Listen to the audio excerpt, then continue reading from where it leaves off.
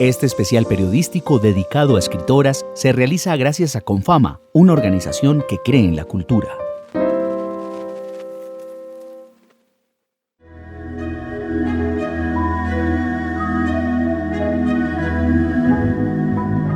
En Casa Macondo creemos que el entusiasmo acrecienta los sentidos, los espabila. Pero hay que aprestarse, disponer un método. El nuestro, de pie sobre las manos y contrario a lo aprendido, incluye tocar el mundo con los ojos, escucharlo con la nariz, olfatearlo con la lengua, mirarlo con los dedos. Queremos que nuestros podcasts sean sobre todo para ver. Casa Macondo. Somos historias.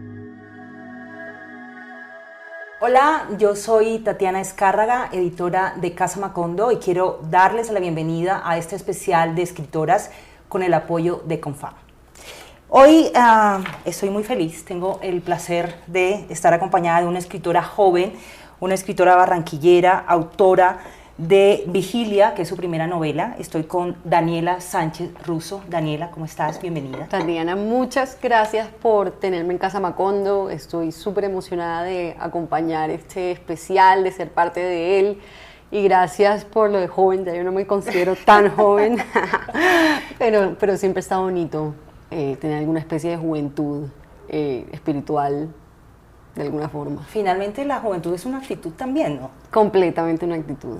Sí, también yo siento que en la escritura por lo menos esa, no sé si necesidad de riesgo o invocación al riesgo joven es necesaria, porque es un trabajo tan difícil, tan precarizado todavía, que si uno no tiene una especie de juventud andando siempre, pues es muy difícil continuar con la escritura.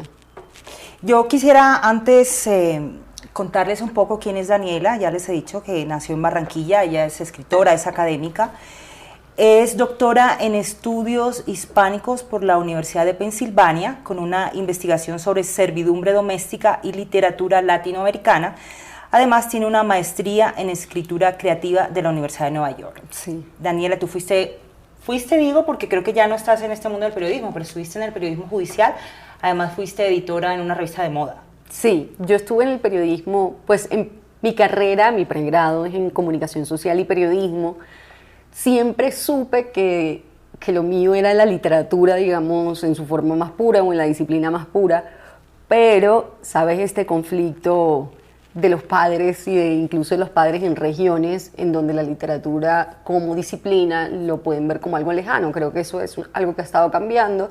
Pero sí fue una disputa familiar en el momento en que quería estudiar literatura, la pregunta de qué carajo se hace con la literatura después de que te gradúas de un pregrado.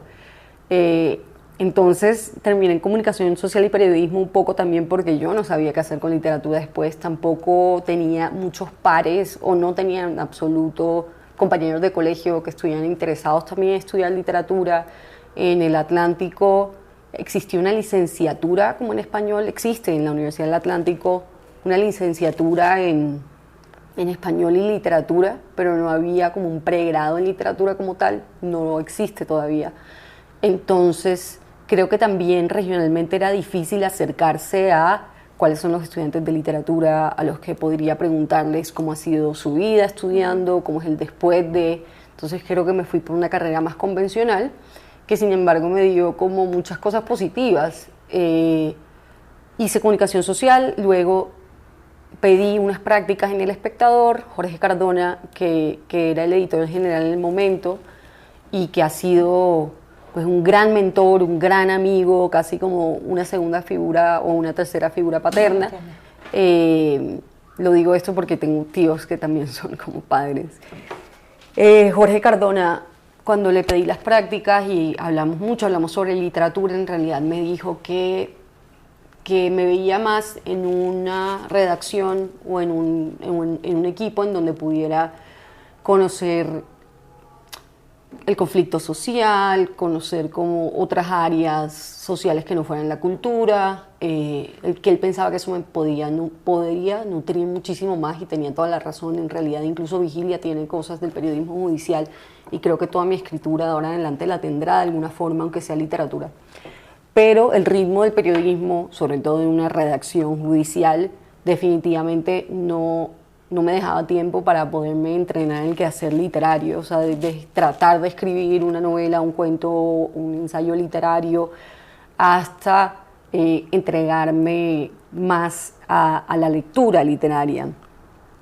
Porque lo que yo estaba leyendo en el momento eran como sentencias de cortes, pues tú sabes, tú también has estado en ese mundo. Sin embargo, la redacción judicial me dio como mucha disciplina y también cierta rapidez en entender el mundo, en entender el conflicto, en entender qué está pasando, en entender como la otredad, eso que no soy yo, pero que está afuera, en entender también como al país, o sea, en salir un poco de la región en la que estaba y poder comprender las otras historias en territorios. Entonces yo creo que fue una gran escuela y también me ayudó a tener más estructura en la escritura. Yo creo que cuando yo entré a judiciales yo podía, digamos, escribir poéticamente, pero no necesariamente esa cosa poética se reflejaba en una estructura legible para el lector. O sea, de repente quedaba como todo en algo de forma o algo etéreo, no sé describirlo bien, pero definitivamente hay cosas que no terminaban de aterrizar en los textos y que no terminaban de tener orden en los textos. Entonces, definitivamente el mundo judicial te da cierto orden del que después te tienes que deshacer un poquito. Y en Fucsia también estuve de editora de contenido, le hice una licencia de maternidad muy larga. Quien era editora de contenido, se llama Sandra Borda, pero creo que ya no está en Fucsia. Ella tuvo un embarazo complicado y de repente yo estuve como 9 meses en moda. ¿Y era un mundo que te interesaba, el de la moda? No, pero yo tengo la percepción de que nada sobra, o sea, de que cualquier mundo es un mundo y puedes absorber de él es decir, obviamente no estoy diciendo que me hubiera quedado en moda 5 años más, pero que por 6, 9, un año que estuviera ahí podía absorber suficiente como para entretenerme o sacarle materia a eso. Entonces, rescato de esa época sobre todo un gran equipo que se consolidó entre Angélica Gallón, que era la directora de Fucsia en el momento, no la directora, pero creo que editora general, Paloma Villamil, que era es una fotógrafa buenísima, Carolina Retat, que era como de la parte visual. O sea, yo creo que sí hubo una estética de Fucsia que a mí me ayudó de alguna manera a pensar el mundo de una forma más visual y que yo no tenía, digamos. Entonces, cada camino sí te va dejando algo. No creo que nada se desperdicie, o por lo menos mi visión es que nada se desperdicie. Porque además todo después puede entrar a la escritura. Claro, todos esos son insumos luego para la escritura. Vamos a hablar de Vigilia. Tú has dicho en alguna ocasión que esta primera novela realmente te enseñó a escribir. Sí. Pero yo quisiera empezar casi que por el final. Tú entregas este hijo, porque sí, es este parto que además intuyo doloroso y complicado. ¿Y qué pasa con esta novela que ha ido cogiendo fuerza, que ha ido teniendo su recorrido o ha hecho su camino? De hecho, en el 2002, que fue cuando salió la novela... 2022, sí, perdón, sí. Siempre estoy con el 2002 en la cabeza. 2022, cuando salió la novela, fue escogida por un diario digital como una de las novelas del año. Sí. Y además tuvo muy buenas críticas. Se habló de ella como un gran debut. ¿Cómo ha sido ese trasegar de la novela? ¿En qué momento, además de la vida, te ha pillado ese parto, no? Muy raro, porque me ha pillado en un momento en donde las lecciones literarias de Vigilia no las he podido como regenerar en otra cosa. Como te comentaba ahorita, yo he estado desde hace 1 año y 7 meses en un cargo administrativo en la Universidad del Norte y adoro la Universidad del Norte. Qué gran escuela, qué grandes estudiantes, personas, grupos académicos, pero lo administrativo de 7 a 7 de la noche, digamos, sí también puede chupar la diversión literaria o incluso como los tiempos de ocio que se necesitan para poder llevar a cabo un texto creativo, porque vigilia también es el resultado de tener tiempo para escribir. Yo hice vigilia o sea, la empecé en la maestría, digamos, pero en la maestría no, básicamente habrá una página en la que escribí en la maestría en esta versión final de vigilia, y luego la seguí trabajando en los veranos del doctorado, que eran espacios de 3-4 meses a veces, en donde no me tenía que ocupar de absolutamente nada, sino de escribir vigilia. Y a pesar de que tuviera que cortar momentos del año, o sea, de que no fue una escritura continua, pues sí era una escritura que tenía cierta continuidad dentro de cada verano. Y esos tiempos definitivamente me están haciendo falta en la escritura. Entonces ha habido como una pequeña desconexión entre la obra y como el camino que ha tenido la obra y lo que a mí me ha estado pasando a nivel personal. Con esto no quiero decir como yo sí estoy encontrando mis maneras de acompasar la escritura creativa con la vida laboral, pero yo sí definitivamente creo que eso es uno de los grandes retos del escritor. Pero es que eso es supremamente complicado además en estos tiempos, ¿no? Muy complicado, o sea, yo creo que para mí al menos es una de las preguntas que no han sido respondidas todavía sobre el quehacer del escritor o el oficio del escritor, y es como el mundo entero está esperando todavía recibir obras literarias de calidad sin encontrar los formatos en que un escritor puede crearse. Creo que el escritor casi que se crea en contra del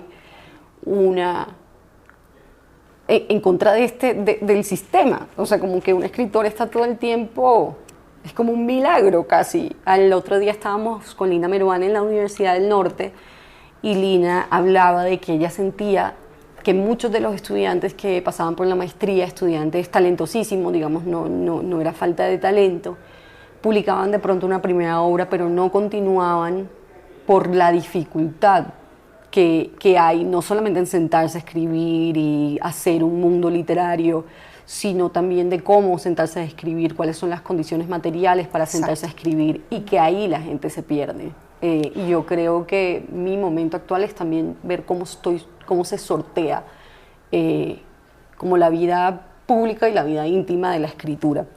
A mí me ha fascinado igual la recepción que ha tenido Vigilia. Yo creo que ha sido una recepción que Vigilia ha encontrado los lectores interesados en el mundo de Vigilia. Yo nunca esperé que la novela fuera como comercial, como un hit comercial. Eso yo no sentía, como soy muy consciente de la propuesta de Vigilia.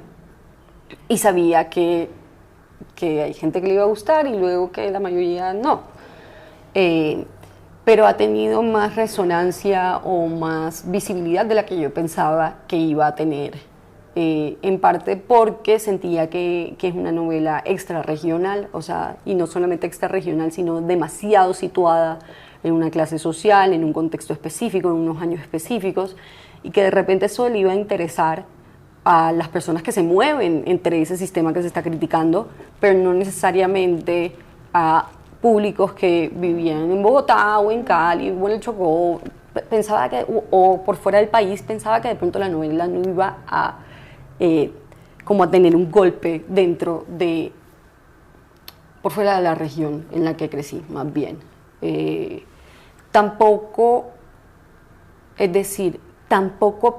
o sea, cuando tenemos que reflexionar sobre qué ha pasado con Vigilia, me siento a reflexionar, pero he tratado de ser como una mamá que ansiosa, exacto, okay. Como una mamá sin ansiedad. Que siga su camino. que siga su camino, porque desprendida un poco también, ¿no? Sí, porque imagínate ponerse a ver como el paso a paso de temas de la ansiedad, claro.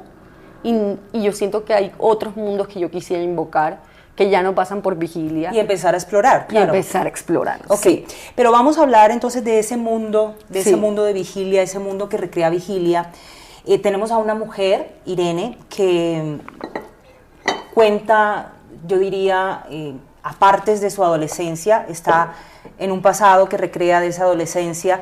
Tú no mencionas a Barranquilla, pero claramente es Barranquilla. Sí. Y está esta misma mujer en el presente contando una historia enmarcada en un matrimonio que hace aguas, ¿no? Sí. Que está absolutamente acabado, digamos.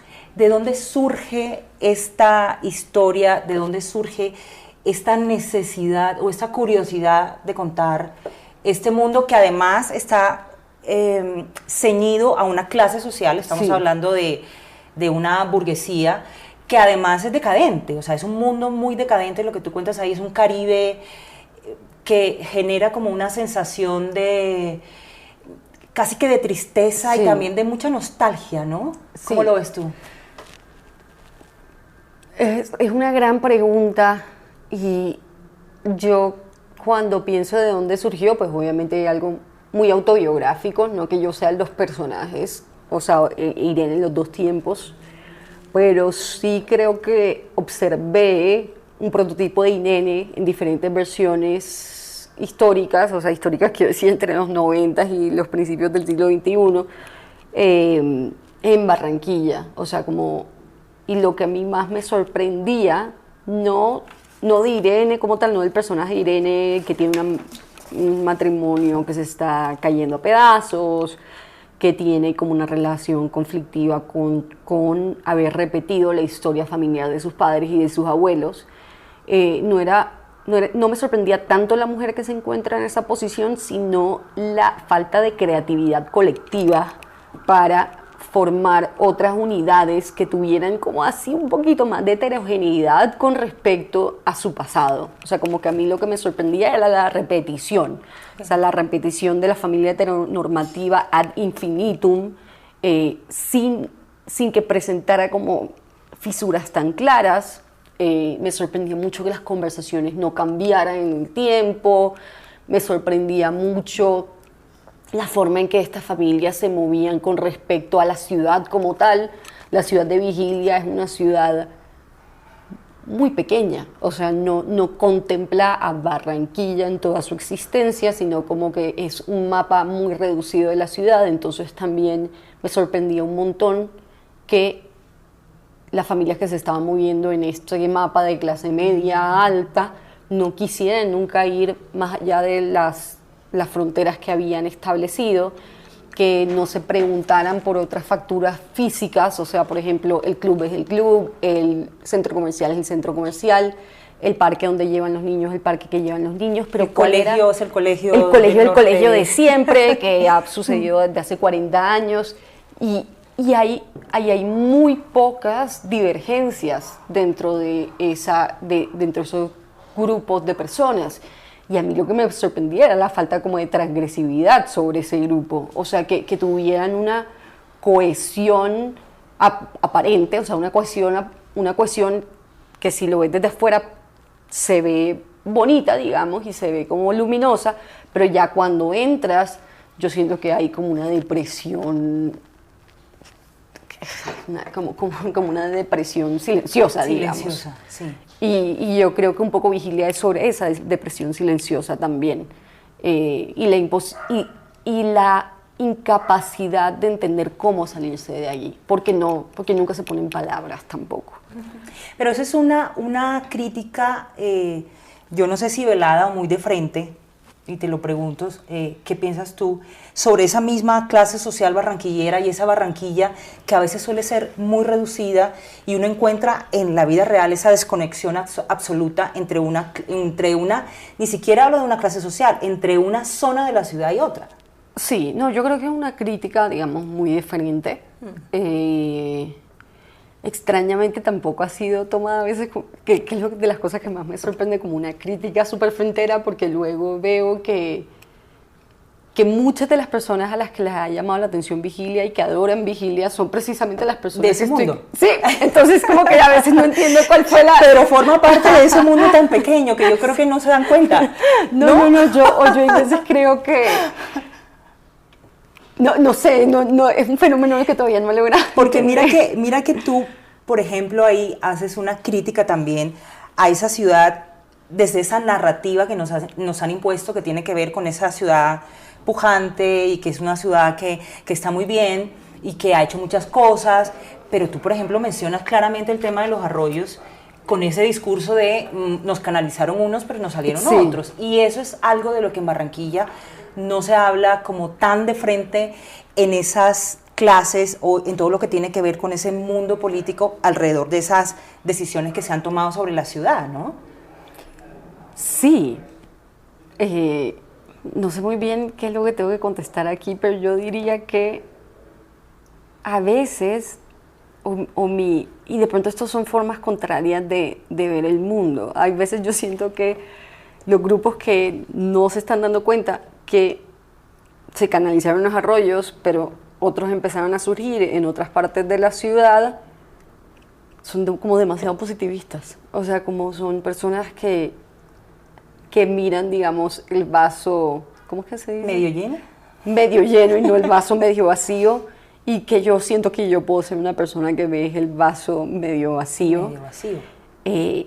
O que no quieren lidiar simplemente, o sea, o que también el concepto de ciudad alegre, el concepto de ciudad positiva, el de la gente pujante, tampoco permite la narrativa del lado B, que es la narrativa en donde nos están saliendo mal las cosas. O sea, ¿por qué tenemos que hablar del progreso solamente en términos positivos? O sea, ¿por qué no podemos hablar de una Barranquilla que está creciendo, pero que también tiene que está también acumulando disparidades todo el tiempo? O sea, que mientras que construye monumentos y que construye nuevos edificios y que tiene un boom de construcción impresionante y que se sigue expandiendo hacia el norte, ¿por qué no podemos hablar también de lo que está pasando con el sur de la ciudad? ¿O por qué no podemos hablar también del detrimento cultural tan impresionante en que está Barranquilla?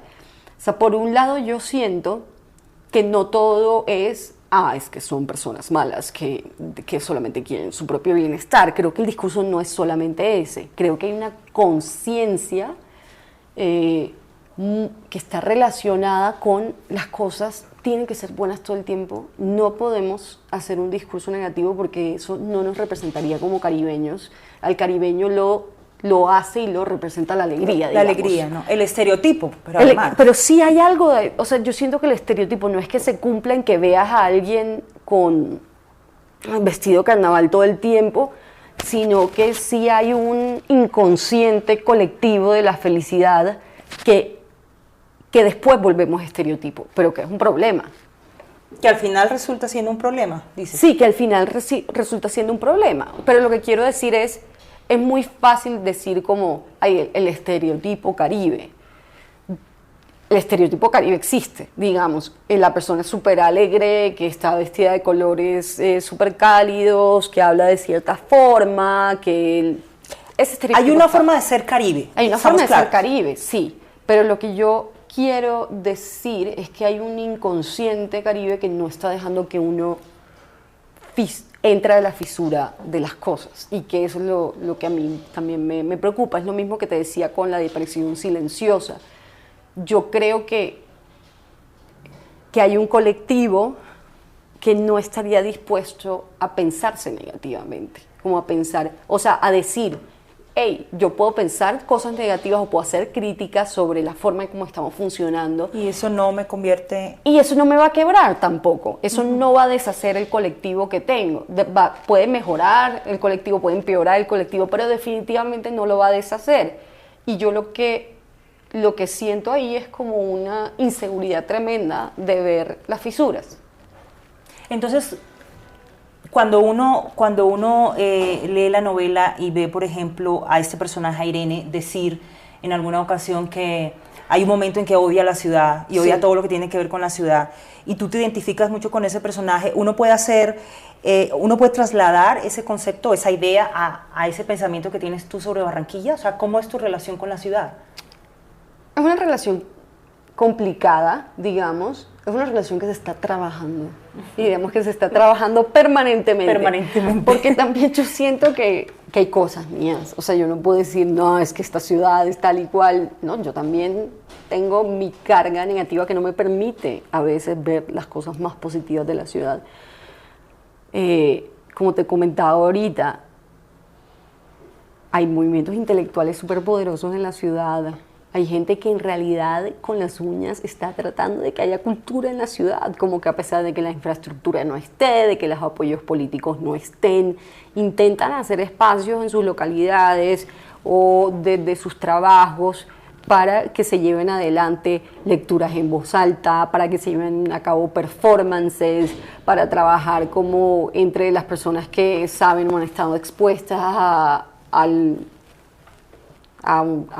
yo que sé, a panoramas internacionales o a panoramas nacionales, con las personas que nunca han salido de la ciudad. O sea, yo sí creo que hay un intento, de pronto más subterráneo, por sacar ciertas cosas adelante. Estoy hablando sobre todo cultural e intelectualmente.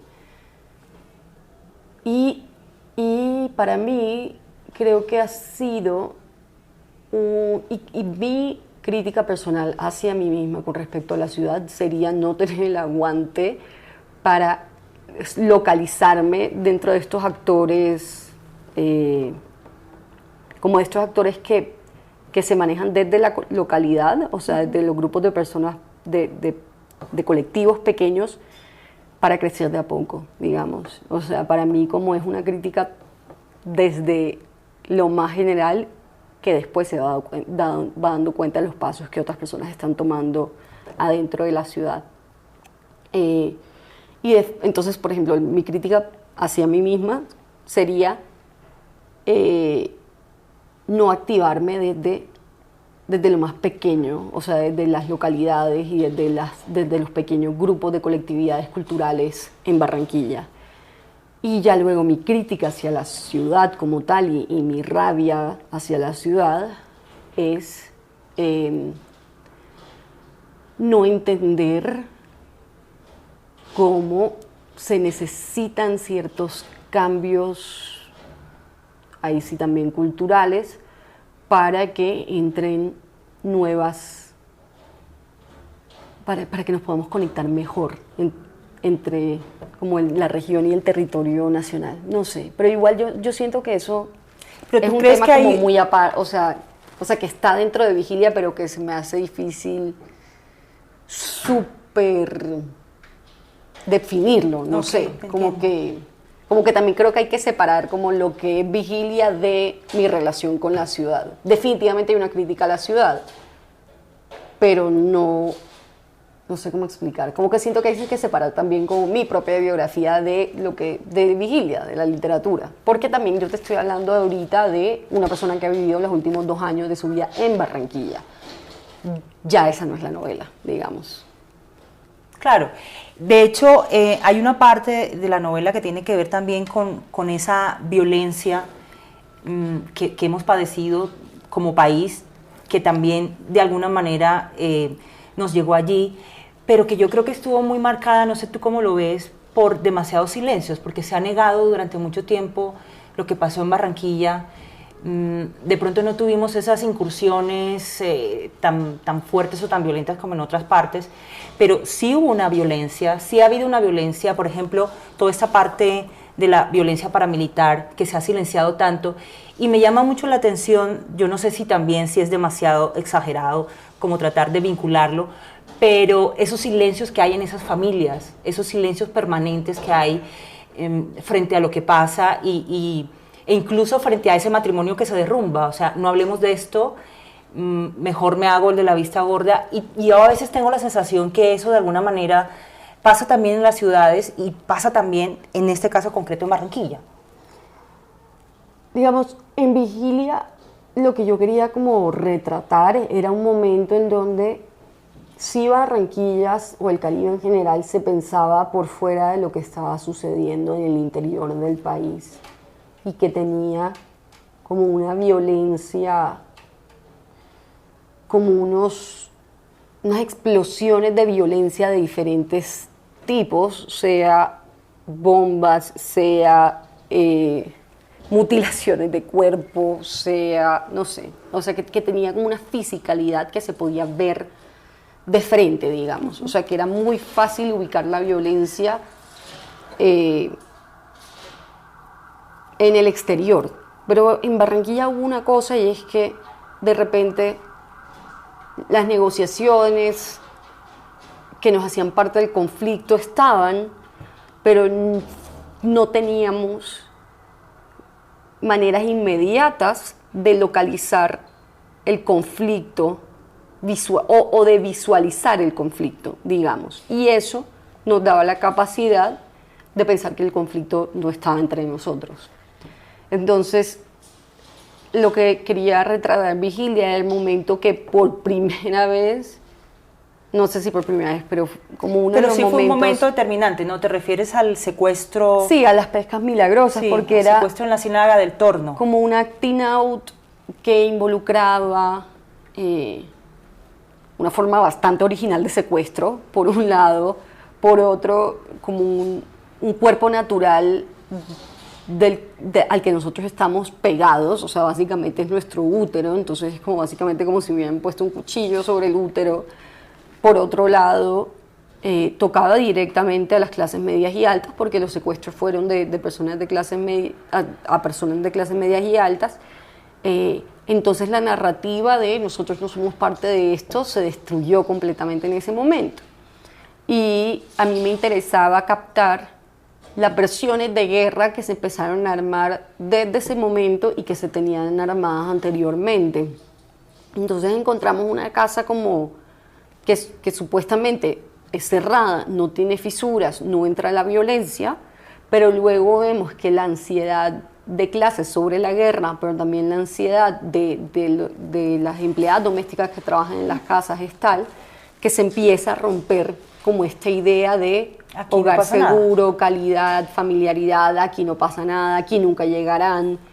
Un poco la idea de repasar ese momento es, ya estaba aquí y simplemente esto es una corporización de lo que ya estaba aquí, o sea, estamos viéndole el cuerpo a esto, no significa que no estuviera.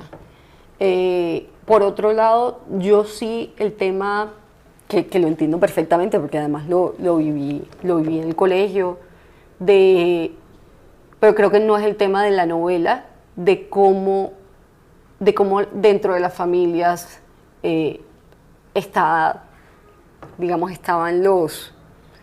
los mismos creadores del conflicto en sus distintos ejércitos, que es sería como el eje de novelas como Líbranos del Bien, de Alonso Sánchez Baute.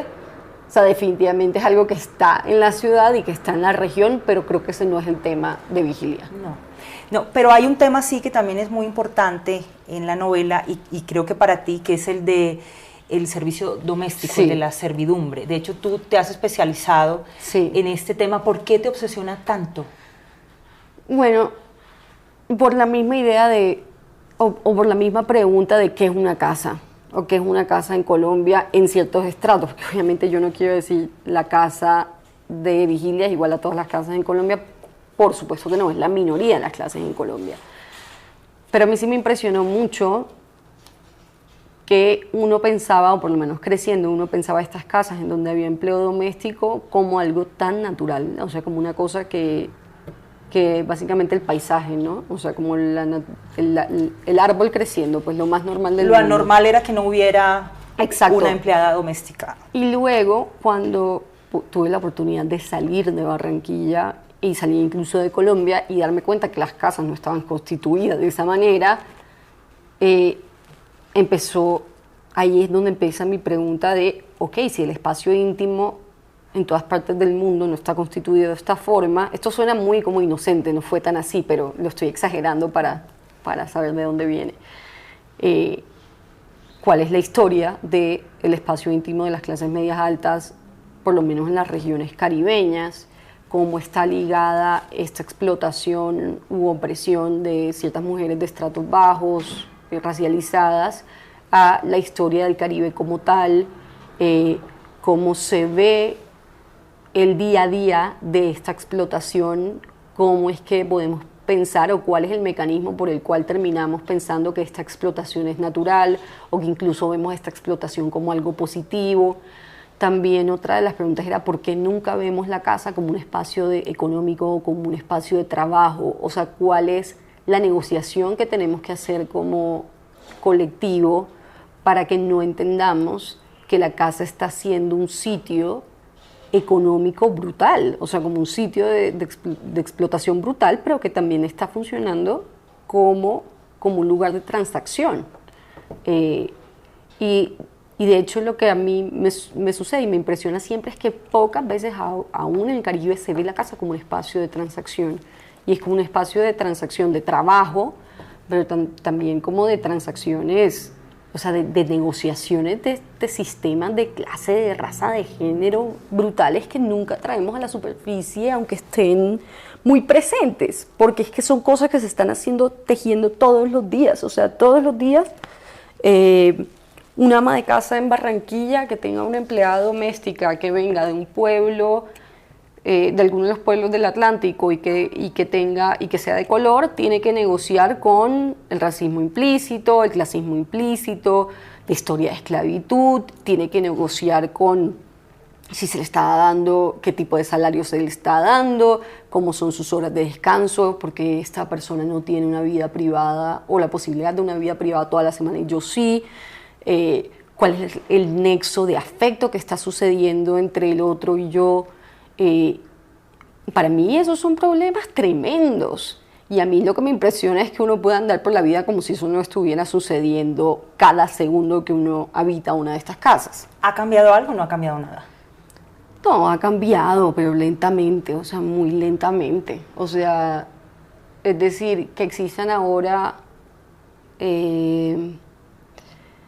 No sé cómo decir esto, no sé si es una empresa, no sé si es una organización, pero como simplifica, que es como una forma de asegurar las condiciones mínimas de trabajo para las empleadas domésticas en Colombia de una forma fácil, digamos, te metes a una página web que se llama Simplifica, pones ahí cuántas horas está viniendo una empleada doméstica a la casa y ahí te empieza como a decir cuánto tienes que pagar de prestaciones, digamos. O sea, que existan estos mecanismos, yo siento que significa que sí hay personas que se han dado cuenta del problema y están tratando de poner sobre la mesa soluciones, además. O sea, que no van a solucionar toda la disparidad y problemas de equidad que hay en Colombia, no, pero que están poniendo algo nuevo sobre la mesa, sí veo ahí un cambio.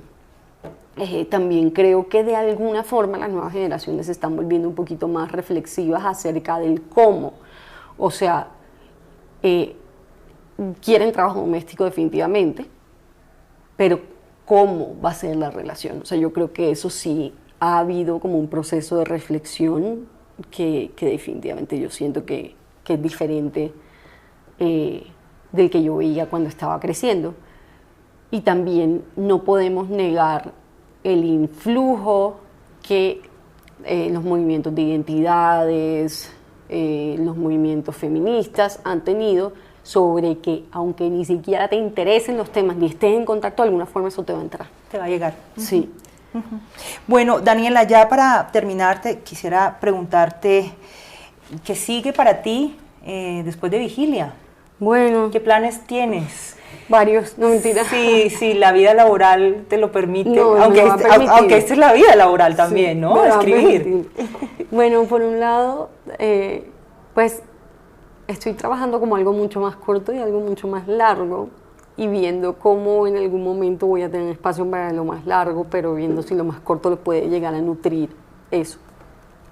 Entonces, estoy intentando como trabajar una especie de novela corta, incluso de repente en verso, no tengo ni idea.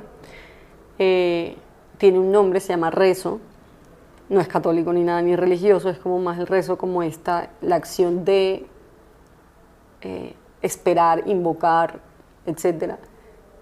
Y por otro lado, si estoy trabajando una novela que siento que es más difícil y que el propósito de la novela es entender nuevas formas de extractivismos en Colombia a partir de una trama judicial que definitivamente tiene que estar asociada con mi paso por El Espectador.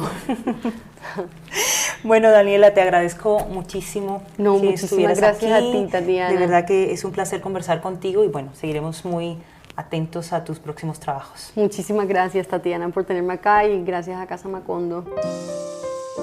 Confama cree en el poder de la cultura, por eso apoyamos este especial periodístico. Casa Macondo. Somos historias.